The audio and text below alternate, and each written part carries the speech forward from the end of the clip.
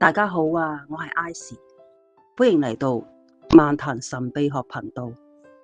今日我會同大家討論香港島華富邨 UFO 目擊事件，因為呢件事已經發生咗超過40年。依家有兩個時間嘅版本，一個係發生喺1979年12月嘅其中一個晚上，另一個係發生喺1985年。華富邨喺香港島西南邊，喺1979年嗰度約有4至5萬個居民。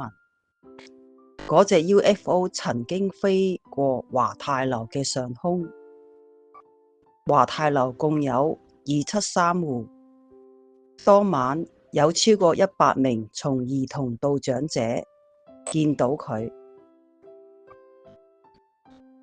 嗰隻 UFO 嘅頭部好似一頂草帽，外殼發出紅、黃、綠及藍色嘅閃光。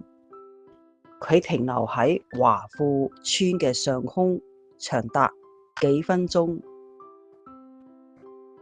佢不停咁轉動同埋發出閃光，最後佢飛咗去瀑布灣嗰邊。可惜當時攝影器材係奢侈品，又冇擁有攝影功能嘅手機，村民都拍攝唔到嗰隻 UFO 嘅相片。最後警察到場嗰陣，嗰隻 UFO 已經消失咗